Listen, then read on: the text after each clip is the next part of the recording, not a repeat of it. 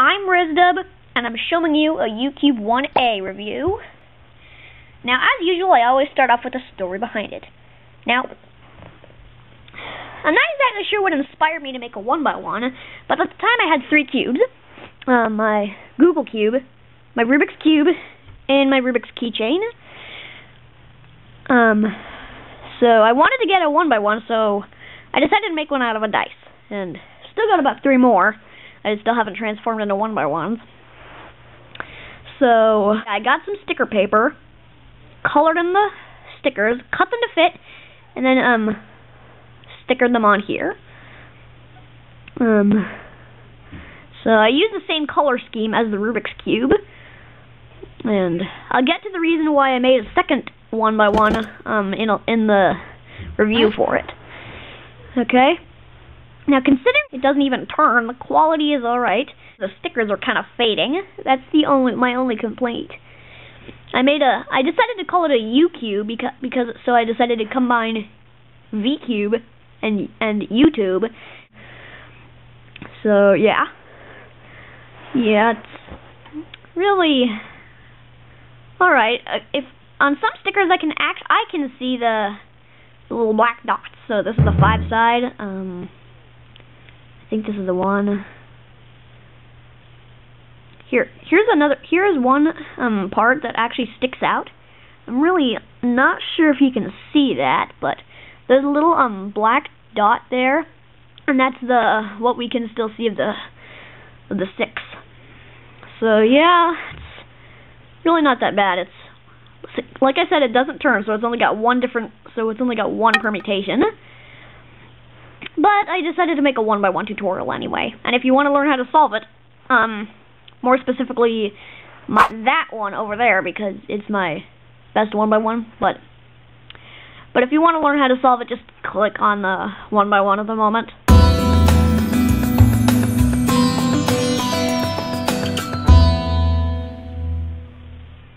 Okay, so yeah. Alright, so that's pretty much everything I have to say about that, since it's not really a cube, and it's but I did forget to say that it's my first homemade cube. I'm not calling it like a cube that Tony Fisher made, because I didn't modify anything. I just built it from a dice. But so yeah, I made this last year, 2009, or I think it was either late 2008 or early 2009, I'm not sure which. So, yeah, that's pretty much all I've got to say about my first 1x1. And the reason it's named is because I told you the U-Cube earlier, and it's 1A because it's a 1 because it's a 1x1, and A because it's the first letter of the alphabet, and it's my first 1x1. UCube 1v1 doesn't quite seem to ring a bell for me, so anyway, so yeah, that's pretty much it.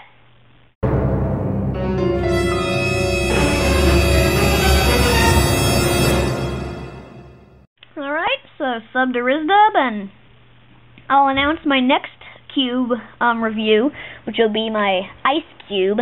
I'll announce when I'll be doing that, probably in my next cube update. So be on the lookout for my next cube update.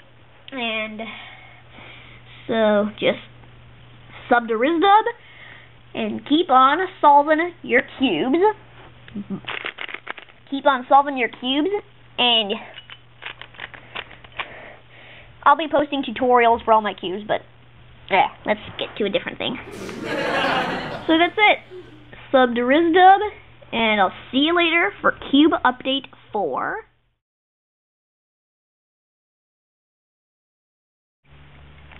Although the 4x4 cube is called the Rubik's Revenge, it was originally invented by Peter Sebasteny. The V-Cube's patent was awarded in 2004, but they did not start being mass-produced until 2008. Panagiotis Verdes has plans for making V-Cubes from the 2x2 up to and including the 11x11. The cube is the only puzzle that, when rotated, all 6 sides are affected. This cube was originally intended to be called the Pyraminx cube. Despite its outward appearance, the Pyramorphix can shapeshift. The square one was so named because to build it, they came up with the concept of going back to square one. The Megaminx has stars on its face. The Void Cube uses a completely different mechanism from the Rubik's Cube, but the Holy Megaminx uses a mechanism very similar to the Megaminx. Matt Shepard's Danger Cube was named because of an accident that occurred while it was carving. Although Matt Shepard's 24 cube has only 24 visible outside pieces, it has 209 internal pieces. Matt Shepard's cheese block combines the square one mechanism and the 2x2 mechanism. Hitoshi Takegi's trick dominoes, although looking similar, have completely different mechanisms. They are mirrored. Tony Fisher's Siamese puzzles might have been the first handmade modified rotational puzzle ever.